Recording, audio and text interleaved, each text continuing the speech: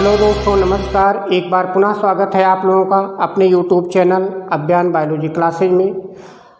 आज का हमारा अगला टॉपिक है विषाणु, जिसे इंग्लिश में कहते हैं वायरस। टीजीटी पीजीटी की ये कक्षाएं हैं। इसके पहले क्लासिफिकेशन हमने अच्छे से कवर कर लिया है। आज हम लोग जानेंगे विषाणु के बारे में कि विषाणु क्या होते हैं और यहाँ से क्वेश्चन किस तरीके से बनते हैं। तो वायरस शब्द लैटिन भाषा के बीनोम शब्द से आया है, जिसका इंग्लिश वर्जन होता है पॉइजन, या हिंदी में कहते हैं जहर। अर्थात वायरस ऐसे इन्फेक्शियस पार्टिकल्स हैं जो हमारे लिए हमेशा केवल हानिकारक ही होते हैं, केवल रोग ही उत्पन्न करते हैं, बाकी इनका कोई यूज हमारे लाइफ में नहीं है। तो वायरस का अध्ययन विज्ञान की जिस शाखा में किया जाता है, या कह लीजिए जीव विज्ञान की जिस शाखा में किया जाता है, उसे कहते हैं वायरोलॉजी। यहाँ से ये क्वेश्चन बनेगा कि जीव विज्ञान का अध्ययन किस शाखा में किया जाता है, तो वो शाखा है वायरोलॉजी। यहाँ से एक और क्वेश्चन पूछा जाता है कि फादर ऑफ वायरोलॉजी किसे कहते हैं। फादर ऑफ वायरोलॉजी, तो फादर ऑफ वायरोलॉजी कहा जाता है स्टैनले को। Stanley is the father of virology. ये इम्पॉर्टेंट पॉइंट है कि फादर ऑफ वायरोलॉजी किसे कहते हैं, तो वो हैं स्टैनले। एक चीज़ यहाँ से और पूछा जाता है कि वायरस टर्म किसने दिया था। सबसे पहले वायरस शब्द किसने यूज किया था, तो वायरस जो टर्म दिया था, term virus was given by Lewis pasture. Lewis pasture. तो यहाँ से दो क्वेश्चन है, दोनों पॉइंट इम्पॉर्टेंट है। पहला पॉइंट है कि वायरस का अध्ययन जीव विज्ञान की जिस शाखा में करते हैं उसे कहते हैं वायरोलॉजी। इसके बाद फादर ऑफ वायरोलॉजी किसे कहते हैं, वो है स्टैनले। और वायरस टर्म सबसे पहले किसने दिया था, तो वो है लुईस पास्चर। इसके बाद अब हम देखते हैं कि सबसे पहले किस वायरस की खोज हुई थी। तो यहाँ पर हो जाएगा फर्स्ट डिस्कवर्ड वायरस।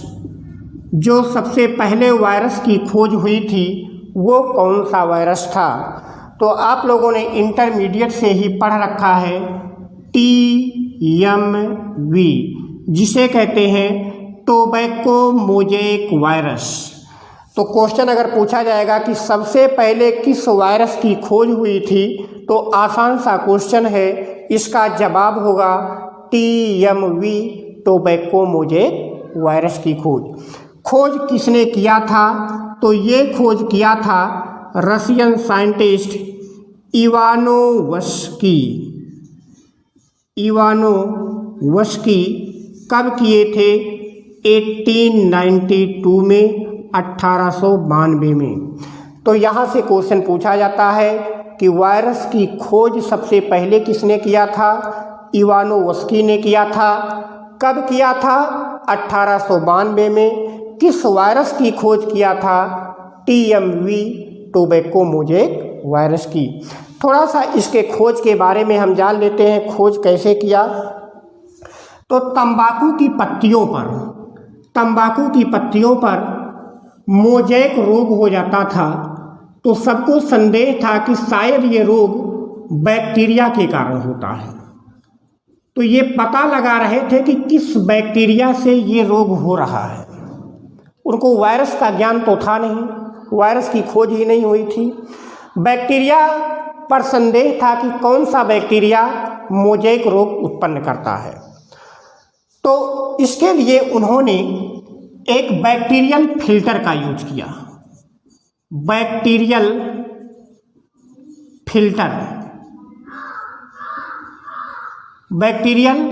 फिल्टर का यूज किया, और इस बैक्टीरियल फिल्टर की खोज चैम्बरलैंड नामक साइंटिस्ट ने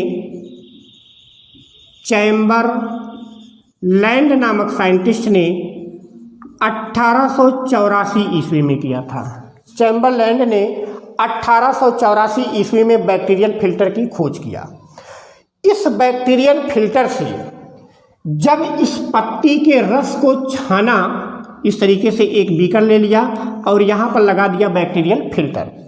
यहाँ से जब उन्होंने पत्ती का रस निचोड़ करके छाना तो जो छनित भाग था, क्योंकि उनको ये पता था कि अगर बैक्टीरिया होगा तो बैक्टीरिया छन कर नीचे नहीं जाएगा बैक्टीरियल फिल्टर से, जो यहाँ पर लिक्विड प्राप्त हुआ उस लिक्विड को इन्होंने ले जाकर तंबाकू की जो हेल्दी लीव थी, जो स्वस्थ पत्ती थी जिस पर कोई रोग नहीं था, उस पत्ती पर इस रस को ले जाकर रगड़ दिया। तो जब इस पत्ती पर रगड़ दिया तो देखा कि कुछ समय के बाद ये पत्ती भी रोगग्रसित हो जाती है। यहाँ से इवानोव्स्की ने ये निष्कर्ष निकाला कि जरूर ये बैक्टीरिया से भी छोटा, बैक्टीरिया से भी कोई छोटा जीव है जो कि रोग उत्पन्न कर रहा है तंबाकू में, टोबैको मोज़ेक रोग। बाद में उसी के लिए वायरस टर्म का यूज किया लुईस पास्चर ने। तो ये घटना थी टीएमबी की खोज के पीछे, इवानोव्स्की ने 1892 में किया था। और इस वायरस को अर्थात टीएमबी का क्रिस्टलाइजेशन, अर्थात टीएमबी को कण के रूप में जो एकत्रित करने का काम किया, टीएमबी का क्रिस्टलाइजेशन ये किया था स्टैनले 1935 में। स्टैनले ने 1935 में टीएमबी का क्रिस्टलीकरण किया। ये क्वेश्चन भी काफ़ी इम्पॉर्टेंट है। ये क्वेश्चन पूछा जाता है कि टीएमबी का क्रिस्टलीकरण किसने किया, तो 1935 में स्टैनले ने किया और इस कार्य के लिए इन्हें नोबेल प्राइज से सम्मानित किया गया। इस कार्य के लिए इन्हें नोबेल प्राइज से सम्मानित किया गया। यहाँ पर देखिए एक साइंटिस्ट और थे जो कि काफ़ी इम्पॉर्टेंट है, ये भी यहाँ से हर पॉइंट इम्पॉर्टेंट है, क्वेश्चंस बनते हैं। उन साइंटिस्ट का नाम था बीजरिंग, बीजेरिंग। इन्होंने एक टर्म दिया, ये वैज्ञानिक थे बीजरिंग। 1892 में खोज हुई थी। 1896 में इन्होंने एक टर्म दिया कंटेजियम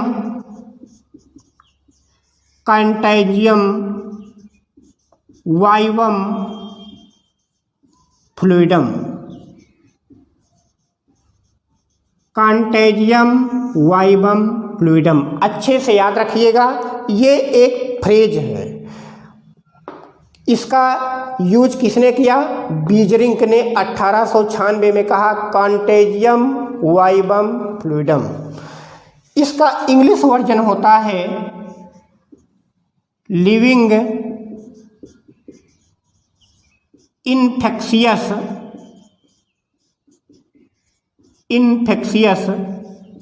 फ्लूइड, अर्थात जीवों को इन्फेक्शन करने वाला तरल। कंटेजियम वाइवम फ्लूइडम का अर्थ होता है कि जीवों को इन्फेक्ट करने वाला तरल। क्यों कहा?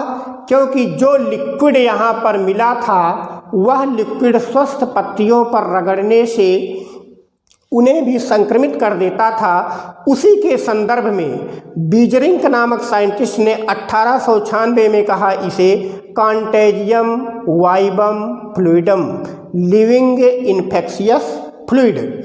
तो ये क्वेश्चन पूछा जाता है कि कंटेजियम वाइवम फ्लूइडम फ्रेज या टर्म किसने दिया? तो बीजरिंग ने 1896 में दिया था ये टर्म। तो यहाँ से आप इसका एक स्क्रीनशॉट ले लीजिए। इसके बाद अब हम लोग इसके आगे स्टडी करते हैं। बाकी कुछ और साइंटिस्ट हैं कि उनके टर्म क्या क्या हैं।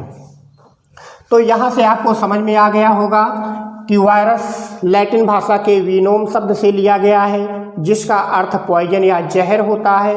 वायरस का अध्ययन जीव विज्ञान की जिस शाखा में करते हैं उसे वायरोलॉजी कहते हैं। फादर ऑफ वायरोलॉजी स्टैनले को कहा जाता है। ये वही स्टैनले हैं जिन्होंने टीएमबी का क्रिस्टलीकरण किया था और इस कार्य के लिए इन्हें नोबेल प्राइज से भी सम्मानित किया गया। वायरस टर्म यूज किया था लुईस पास्चर ने। पहली बार जिस वायरस की खोज हुई वो टीएमबी था, टोबैको मोज़ेक वायरस था। किसने किया था? इवानोव्स्की ने 1892 में और बीजरिंग 1896 में इन्होंने कंटेजियम वाइवम फ्लूइडम टर्म का यूज किया। इसके बाद उम्मीद है आप लोग स्क्रीनशॉट ले लिए होंगे। आगे कुछ और महत्वपूर्ण साइंटिस्ट के योगदान हैं, हम उनके बारे में भी स्टडी कर लेते हैं कि उन साइंटिस्ट का क्या क्या योगदान है किसका। तो यहाँ से देखिए जो अगले साइंटिस्ट हैं Bowden and Pierre. Bowden and Pierre, इन्होंने 1936 में 35 में स्टैनले ने क्रिस्टलीकरण किया था टीएमबी का। 1936 में बाउडेन और पियरे ने बताया कि वायरस जो होते हैं ये न्यूक्लियोप्रोटीन है। न्यूक्लियोप्रोटीन है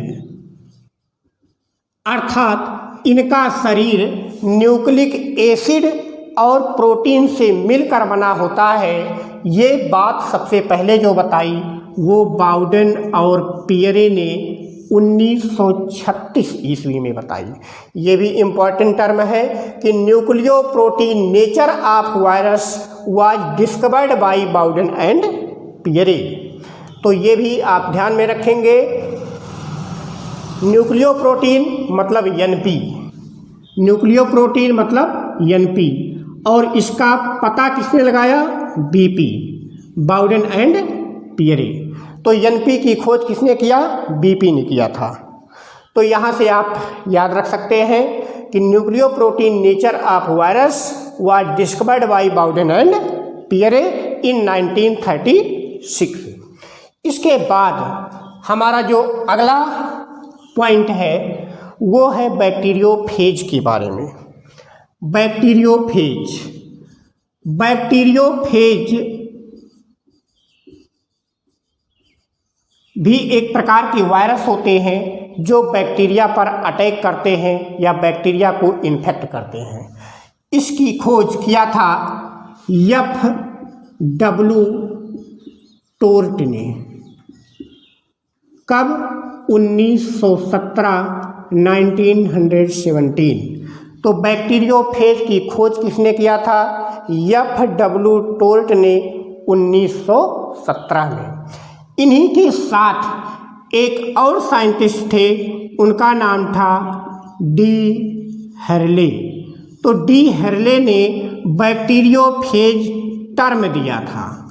बैक्टीरियोफेज शब्द का यूज जो किया था वो डी हेरले ने किया था। तो ये क्वेश्चन कभी कभी पूछा जाता है कि बैक्टीरियोफेज की खोज किसने किया। कभी कभी ऑप्शन में केवल F.W. टोर्ट देगा, कभी कभी दोनों को दे देगा। तो ये आप ऑप्शन के आधार पर लगाएंगे। अगर अलग अलग दिया है तो F.W. टोर्ट सही करेंगे, अगर एक साथ दिया है तो दोनों को एक साथ सही करेंगे। जबकि बैक्टीरियोफेज की खोज टोर्ट ने ही किया था और बैक्टीरियोफेज नाम जो दिया था वो डी हेरले ने दिया था। तो उम्मीद है यहाँ तक टर्म आपको समझ में आ गए होंगे। इसके बाद जो हमारा अगला कुछ और इन्फेक्शियस पार्टिकल्स होते हैं उनके बारे में भी जान लेते हैं। यहाँ पर है प्रियॉन्स। पूछा जाता है कि प्रियॉन्स की खोज किसने किया था। प्रियॉन्स क्या है इसके बारे में हम आगे डिटेल जानेंगे। अभी केवल साइंटिफिक के कंट्रीब्यूशन हम देख लेते हैं वायरस के संदर्भ में। तो प्रियॉन्स की खोज एक साइंटिस्ट थे प्रूसिनर, प्रूसिनर ने किया था। यहाँ से देखिए P फॉर प्रियॉन्स और P फॉर प्रूसिनर। तो ऐसे आप याद रख सकते हैं कि प्रियॉन्स की खोज प्रूसिनर नामक वैज्ञानिक ने किया था। एक और इन्फेक्शियस पार्टिकल्स होता है जिसे हम कहते हैं वायराइड्स। तो वायरस की खोज एक और साइंटिस्ट थे जिन्हें का नाम था टी.ओ. डायनियर। तो वायरस की खोज किया था टी.ओ. डायनियर की। तो वायरस के अलावा बैक्टीरियोफेज की खोज एफ.डब्ल्यू. टोल्ट, प्रियांस की खोज प्रूसिनर, वायरस की खोज टी.ओ. डायनियर। इसके बाद एक और महत्वपूर्ण खोज इंटरफेरेंस की खोज। पूछा जाता है कि इंटरफेरेंस की खोज किसने किया था? तो इसका खोज किया था आइजैक्स एंड लिंडमान नामक साइंटिस्टों ने। आइजैक्स एंड लिंडमान नामक साइंटिस्टों ने इंटरफेरेंस की खोज की थी। एक और टर्म है साइनोफेज। जिस प्रकार से बैक्टीरिया पर अटैक करने वाले वायरस को बैक्टीरियोफेज कहते हैं, उसी प्रकार से साइनोबैक्टीरिया या ब्लू ग्रीन एल्गी पर अटैक करने वाले वायरस को साइनोफेज कहते हैं। और साइनोफेज की खोज किया था सफरमैन एंड मॉरिस नामक वैज्ञानिकों ने। सफरमैन एंड मॉरिस नामक वैज्ञानिकों ने साइनोफेज की खोज किया था। तो यहाँ से देखिए, बाउडेन और पियरे ने क्या बताया कि वायरस न्यूक्लियोप्रोटीन के बने होते हैं, अर्थात न्यूक्लिक एसिड और प्रोटीन के बने होते हैं। कब? 1936 में। इसके पहले की घटना 1935 में हो चुकी थी, जब स्टैनले ने वायरस का क्रिस्टलीकरण किया था। इसके बाद बैक्टीरियोफेज की खोज एफ.डब्ल्यू. टोल्ट ने 1917 में किया। बैक्टीरियोफेज टर्म डी हर्ले ने दिया था। प्रियांस की खोज प्रूसिनर ने किया था। वायरस की खोज टी.ओ. डायनियर ने किया था। इंटरफेरेंस की खोज आइजैक्स और लिंडमान ने किया था। साइनोफेज की खोज सफरमैन और मॉरिस ने किया था। तो उम्मीद है कि यहाँ तक टर्म आपको क्लियर हो गए होंगे। इसके बाद यहाँ से एक स्क्रीनशॉट ले लीजिए, फिर हम लोग आगे बढ़ते हैं। हमारा जो अगला टॉपिक है कुछ वैक्सीन को लेकर है। सबसे पहले जो वैक्सीन बनी थी वायरस के अगेंस्ट, वो वैक्सीन थी स्मॉल पॉक्स की वैक्सीन, जिसे हम कहते हैं चेचक। ठीक है, तो सबसे पहले चेचक के टीके या स्मॉल पॉक्स वैक्सीन, मतलब फर्स्ट डिस्कवर्ड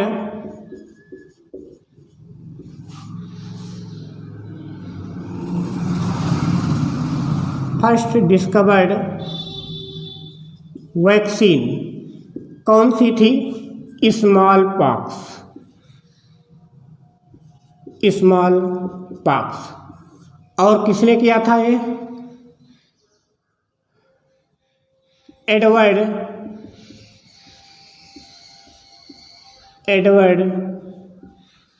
जेनर ने। तो ये क्वेश्चन पूछा जाता है कि सबसे पहले किस वैक्सीन की खोज हुई थी?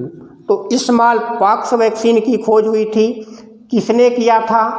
एडवर्ड जेनर ने किया था।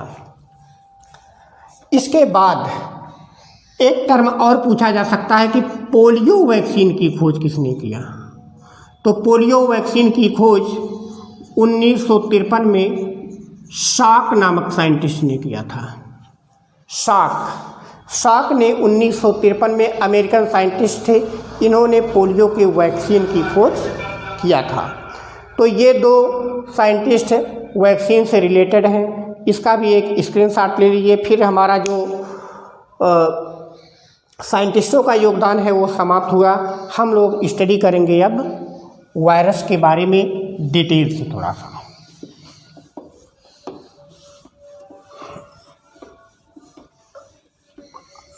देखिए, यहाँ पर जो हमारा पहला पॉइंट है, a complete form of virus, a complete form of virus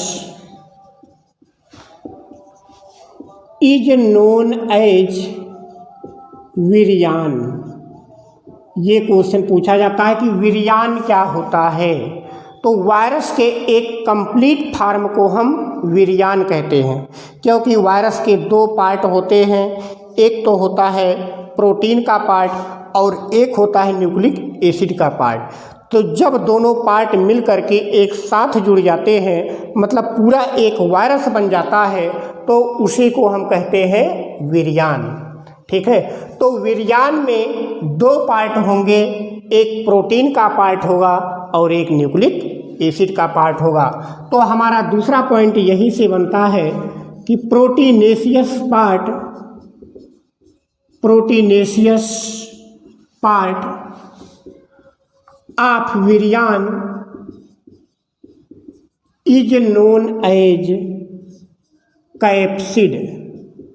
यहाँ से पूछा जाएगा कैप्सिड क्या है। तो विरयान का या वायरस का जो प्रोटीन वाला भाग है उसे हम कहते हैं कैप्सिड। ठीक है, तो वायरस में जो प्रोटीन का जितना भी प्रोटीन का पार्ट होगा उस पूरे पार्ट को हम संयुक्त रूप से कहेंगे कैप्सिड। इसके बाद ये कैप्सिड अनेक छोटे छोटे इकाइयों से मिलकर बनी होती है, जिन्हें कहते हैं कैप्सोमियर। तो यहाँ से होगा the units of capsid are known as capsomere. ठीक है, तो पूछा जाएगा कि कैप्सोमियर क्या होता है। तो कैप्सिड की एक यूनिट कहलाती है कैप्सोमियर। यहाँ पर इसको ऐसे समझ लीजिए कि ये एक मान लीजिए वायरस है, ऊपर का जो ये कवर है ये प्रोटीन का बना है और अंदर का जो इसका जेनेटिक मटेरियल है वो डीएनए हो सकता है या आरएनए हो सकता है, मतलब कि दोनों न्यूक्लिक एसिड में से कोई एक ही होगा। तो प्रोटीन और डीएनए, यहाँ पर जो कोर पार्टिकल होता है, मतलब केंद्र में जो होता है वो न्यूक्लिक एसिड होता है और प्रोटीन उसके चारों ओर एक खोल या कवच या कवर बनाता है। तो ऐसे बाहर से तो दिखने पर हमें जो प्रोटीन वाला पार्ट दिख रहा है इसे हम बोल देंगे कि ये इसका कैप्सिड है, और जो इसका कोर वाला प्रोटीन है वो न्यूक्लिक एसिड है। लेकिन ये प्रोटीन को अगर हम इलेक्ट्रॉन सूक्ष्मदर्शी से देखेंगे तो ये ऐसे अरेंज होती हैं, इस तरीके से छोटे छोटे पार्ट में दिखती हैं, इस प्रकार की व्यवस्था। तो जहाँ पर ये एक छोटी सी इसकी यूनिट दिख रही है, इसी यूनिट को कहते हैं कैप्सोमियर।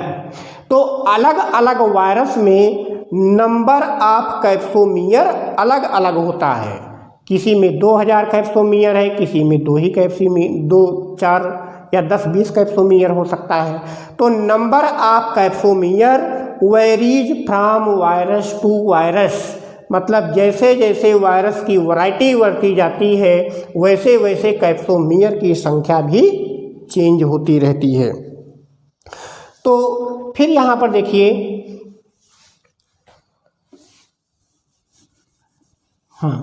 वायरस में अब सबसे बड़ी बात ये आती है कि कौन सा वायरस सबसे बड़ा होता है और कौन सा वायरस सबसे छोटा होता है। ये क्वेश्चन पूछा जाता है कि सबसे बड़ा वायरस कौन सा है और सबसे छोटा वायरस कौन सा है। तो अगर हम स्मॉल वायरस की बात करें, ठीक है, सबसे छोटे वायरस तो जंतु में अलग होता है और प्लांट में अलग होता है। तो प्लांट का जो सबसे छोटा वायरस होगा वो है STNV। ठीक है, अभी हम पूरा नाम लिख रहे हैं STNV। और एनिमल का जो सबसे छोटा वायरस होता है एनिमल, ये होता है फूट एंड माउथ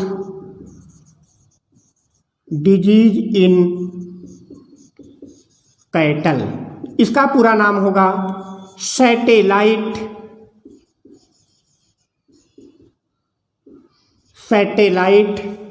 टोबैको।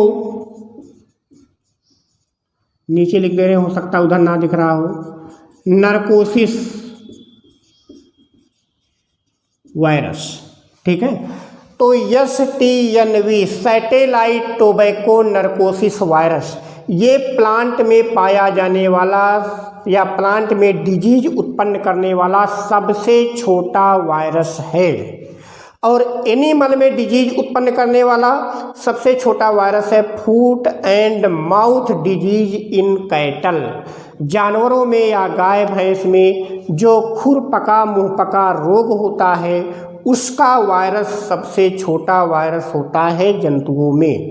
तो इस चीज़ को आप ध्यान रखेंगे, काफ़ी इम्पॉर्टेंट पॉइंट है कि प्लांट में सबसे छोटा virus STNV satellite tobacco necrosis virus, जो कि लगभग 7 माइक्रोमीटर का होता है।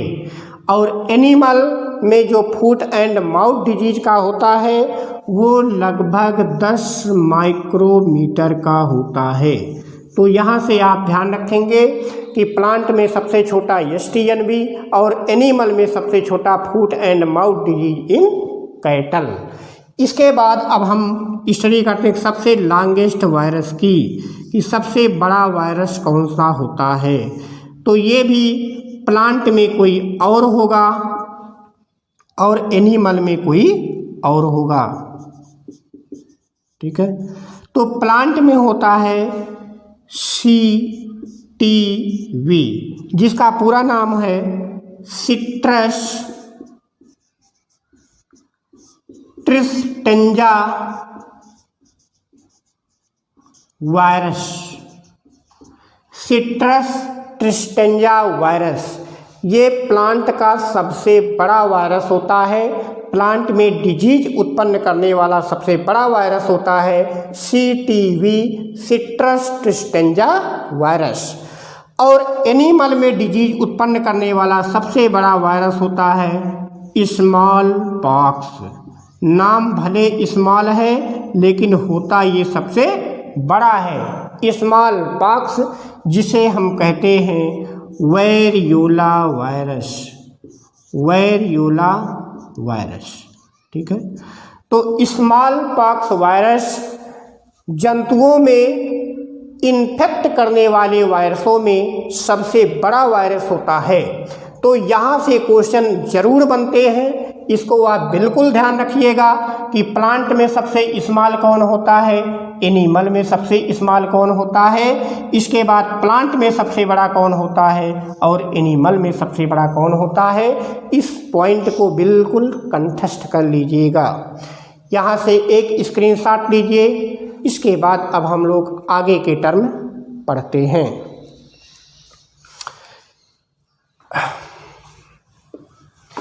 इसके बाद अब हम पढ़ते हैं फीचर्स ऑफ वायरसेज। वायरस के क्या गुण हैं, क्या अवगुण हैं। वैसे वायरस में गुण तो कोई है ही नहीं, इसमें सब अवगुण ही भरा होता है हमारी दृष्टिकोण से, लेकिन वायरस के अपने दृष्टिकोण से कुछ गुण इसमें जरूर होंगे। तो वायरस का अपना कैरेक्टर क्या है वही हम देखते हैं, ठीक है। तो यहाँ पर जो पहला पॉइंट है कि viruses are connecting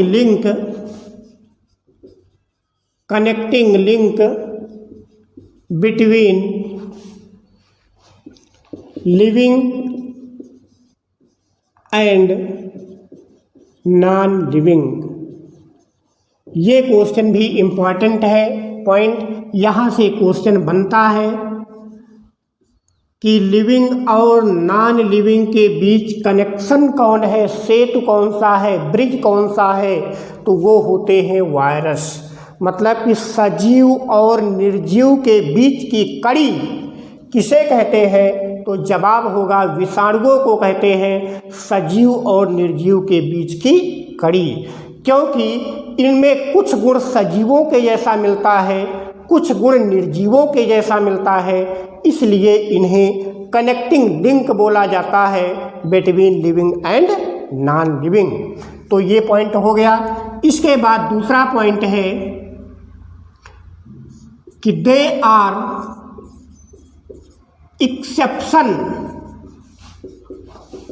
exception of cell theory.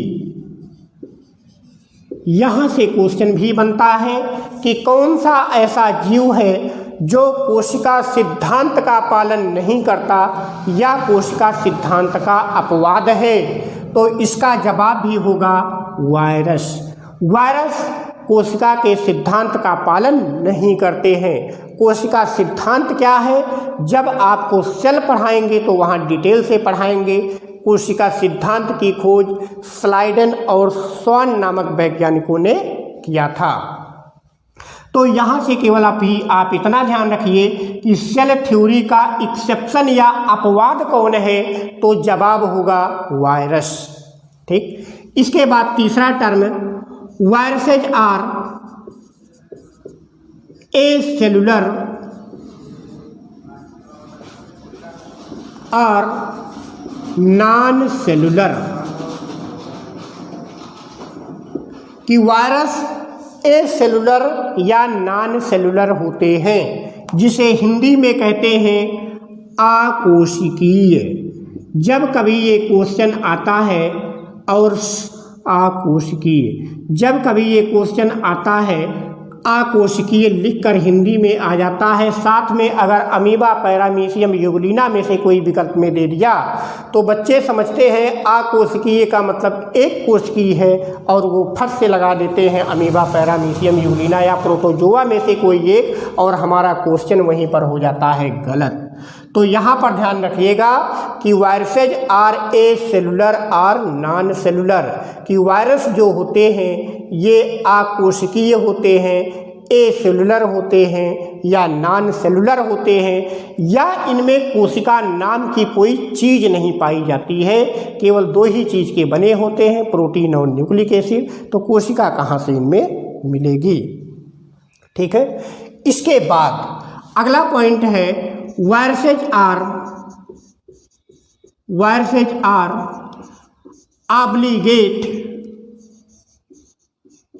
Obligate intracellular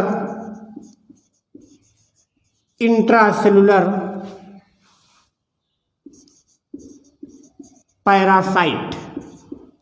ये क्वेश्चन भी पूछा जाता है कि जो वायरस होते हैं ये अविकल्पी परजीवी होते हैं। अविकल्पी मतलब इनके पास कोशिका के अंदर रहने के अलावा कोई विकल्प नहीं है।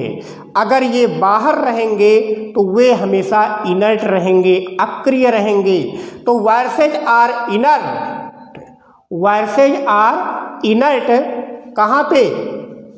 एक्स्ट्रा सेलुलर स्पेस, मतलब सेल के बाहर जो वायरस होते हैं ये इनर्ट होते हैं, अक्रिय होते हैं, कोई काम नहीं कर सकते। लेकिन जैसे ही ये सेल के अंदर पहुंचते हैं वहाँ पर अपना ये प्रचंड रूप दिखाते हैं, जल्दी से जल्दी मल्टीप्लाई करके अपनी संख्या बढ़ाते हैं और रोग उत्पन्न करने का काम करते हैं। तो यहाँ पर कोशिका के अंदर रहने के अलावा इनके पास कोई विकल्प नहीं है गुणन करने का, मल्टीप्लिकेशन करने का, इसलिए इन्हें कहा जाता है ऑब्लिगेट इंट्रासेलुलर पैरासाइट। तो यहाँ से भी क्वेश्चन बन सकता है कि वायरस कैसे होते हैं, तो ऑब्लिगेट होते हैं कि फैकल्टेटिव होते हैं। तो आप ध्यान रखेंगे कि ये बिल्कुल ऑब्लिगेट इंट्रासेलुलर पैरासाइट होते हैं, एक्स्ट्रा सेलुलर भी नहीं होते हैं। अगर यहाँ पर ऑब्लिगेट के साथ में एक्स्ट्रा सेलुलर पैरासाइट लगा दिया तब भी हमारा विकल्प वो गलत होगा, क्योंकि वायरसेज हमेशा इंट्रासेलुलर होते हैं, अर्थात कोशिका के अंदर ही अपना परफॉर्म कर पाते हैं। तो यहाँ से एक स्क्रीनशॉट लीजिए। इसके बाद देखिए हम पढ़ते हैं इनका क्लासिफिकेशन ऑफ वायरसेज। वायरस का क्लासिफिकेशन हम लोग देखते हैं कि वायरस को कितने पार्ट में क्लासिफाइड किया जा सकता है। ठीक है, तो यहाँ पर देखिए वायरस को क्लासिफाइड करने का जो काम किया था वो सबसे पहले F.A. होम्स ने किया था। F.A. होम्स नामक साइंटिस्ट थे, इन्होंने ही सबसे पहले 1948 ईस्वी में, मतलब हमारा देश आज़ाद होने के 1 साल के बाद वायरस को क्लासिफाइड किया।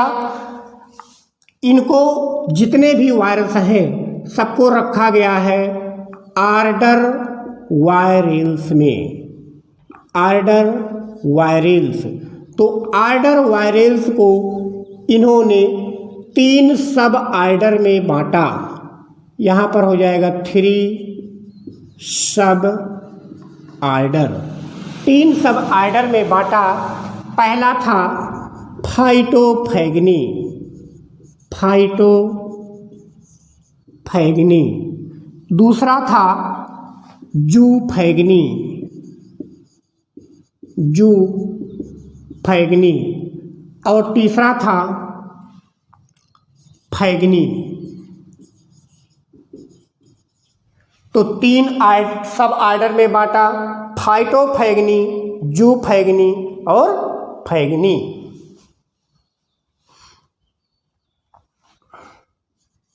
ठीक है। तो फाइटोफैगनी ऐसे वायरस जो प्लांट को इन्फेक्ट करते हैं, इन्फेक्ट्स प्लांट, जो प्लांट को इन्फेक्ट करते हैं उनको रख दिया इन्होंने फाइटोफैगनी में। और ऐसे वायरस जो एनिमल को इन्फेक्ट करते हैं, इन्फेक्ट्स एनिमल, उनको रख दिया जूफैगनी में। और ऐसे वायरस जो बैक्टीरिया को इन्फेक्ट करते हैं, जो बैक्टीरिया को इन्फेक्ट करते हैं, उन्हें रख दिया फैगनी में। फैगनी को फेज वायरसेज भी कहा जाता है। तो इस प्रकार से F.A. होम्स ने 1948 में ऑर्डर वायरल्स को 3 सब ऑर्डर में बांटा, फाइटोफैगनी, जूफैगनी और फैगनी। फाइटोफैगनी ऐसे वायरस जो प्लांट को इन्फेक्ट करते हैं उन्हें फाइटोफैगनी में रख दिया। और ऐसे वायरस जो एनिमल को इन्फेक्ट करते हैं उन्हें जूफैगनी में रख दिया। और ऐसे वायरस जो बैक्टीरिया को इन्फेक्ट करते हैं उन्हें फैगनी में रख दिया। इसके बाद वायरस को बांटने का एक और तरीका है, पहले स्क्रीनशॉट ले लीजिए यहाँ से।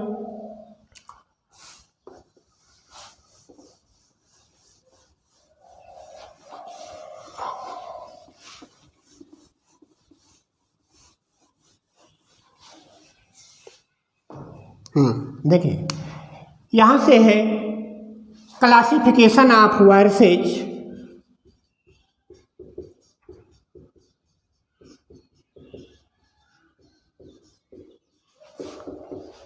Classification of viruses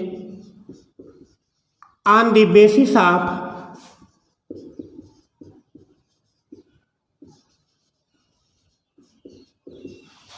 genetic material. मतलब कि वायरस में जो जेनेटिक मटेरियल पाया जाता है, जो डीएनए या आरएनए पाया जाता है, उस आधार पर वायरसों का बंटवारा कैसे किया गया है, इस आधार पर क्लासिफिकेशन काफ़ी इम्पॉर्टेंट है। यहाँ से क्वेश्चन टीजीटी पीजीटी में अवश्य बनते हैं। तो ये क्लासिफिकेशन हम लोग अगले लेक्चर में कवर करेंगे, नहीं तो लेक्चर थोड़ा सा लंबा हो जाएगा। वीडियो अपलोड होने में काफ़ी दिक्कत होती है नेटवर्क की प्रॉब्लम की वजह से। तो लगातार आप चैनल पर बने रहिए, ज़्यादा से ज़्यादा लाइक, सब्सक्राइब और शेयर करते रहिए, ताकि फ्री में इतनी महत्वपूर्ण जानकारी लोगों तक पहुंचती रहे। तब तक के लिए नमस्कार।